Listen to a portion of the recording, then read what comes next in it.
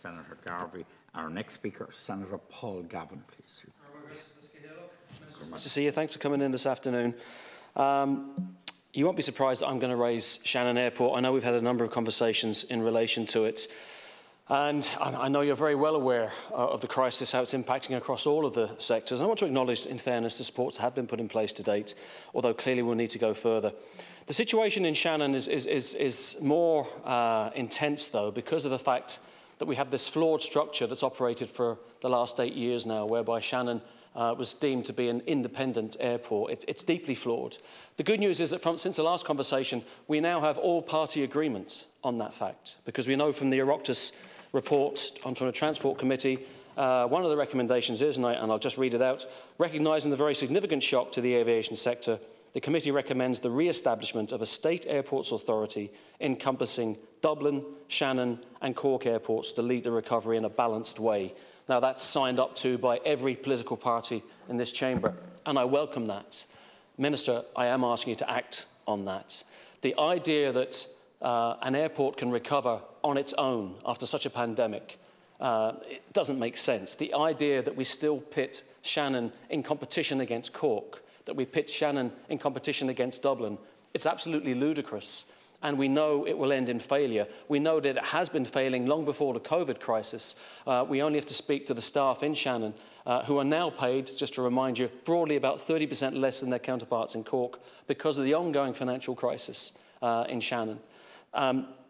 It's absolutely clear that to expect Shannon to continue to compete against other regional airports is the equivalent of free market fundamentalism that I don't believe anyone across this chamber could subscribe to. But I do have a fear, Minister, and I'm hoping you're going to reassure me that you're going to act on this, because here's the thing. We know the whole industry is in crisis right now. But we also know that now's the time to take these fundamental actions, to change the fundamental structure, the framework in this country, to make sure that we achieve the regional balance which everyone has said we want to see achieved. And it can be achieved, but it won't be achieved by pitting Shannon as an independent airport against Dublin or against Cork. That won't work. We know who wins then. We know when the airlines want to come back into Ireland, they'll have no interest in talking to Shannon or Cork. They'll only want to be interested in coming back into Dublin. But if we have a new national state authority that says, well, that's grand, if you want to come into Dublin, you'll need to allocate X amount of flights to Shannon, X amount of flights to Cork, that's how we achieve regional balance. In fact, it's the only way to achieve regional balance. And my fear, Minister, and I'm hoping you're going to reassure me on this point, is that you'll duck that issue, that you'll continue to say, well, you know, we've ran Shannon as an independent airport. It won't work. It hasn't been working. It certainly won't work now. But more importantly, every political party through that Transport Committee has signed up to that point. They're asking you to re-establish a state airport authority and reintegrate Shannon into that authority. So I think it's important just to put that on the record, and I'd really welcome your responses in relation to that. Hopefully we can work collectively to achieve the best outcome in relation to that. In the short time available, I do feel, and it's frustrating to me that I'm the only representative that brings this up, but I have to raise the issue of US military troops, particularly in terms of the COVID issue. Because we know from information today that despite the US telling us that they wouldn't do it again in relation to breaching our COVID regulations on the 28th, I think, of January, they did.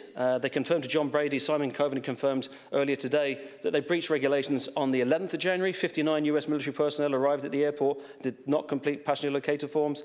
Then again on January 23rd, 54 personnel who landed at Shannon did not present negative PCR tests or complete passenger location forms. That's in addition to the 48 US military personnel who stayed in Limerick overnight in hotels, went out for food. But that doesn't count the other two examples cited by Shannon Watch in relation to the 8th of February and in relation to January 28th. January 28th, 226 troops from an Omni Air international plane stayed overnight in a number of Limerick hotels. The 8th of February is a really curious one because it's a really small plane. It had 7 people on board, and according to the US, they were all crew, which is a completely ludicrous suggestion that all 7, you wouldn't have 7 crew on a plane that small. So you have 5 breaches in the space of 5 weeks. It's completely unacceptable. Now, my view, and you'll know, is that US troops shouldn't be in Shannon. I want to see our civilian airport grow. I don't want to see US military troops using that airport to wage wars of terror across the Middle East. But let's park that for a second. The COVID issues are outrageous at this point. And the US response saying, well, I'm sorry, we won't do that again, has been blown out of the water now 5 times in 5 weeks. I'd like to know what you're going to do about it, because those troops are putting all of us at risk across the Midwest. And you may be aware that the figures in Limerick are not good right now, not good at all, much higher than other parts of the country. We can't have this happening again. I need to know what steps your government are going to take to make sure that it doesn't happen again. Finally, in the few seconds I've got left, I do want to agree with my colleague who just spoke in relation to the debate we're going to have on Monday. Regrettably, a very curtailed debate, only two and a quarter hours, 2.5 hours for all stages of the bill.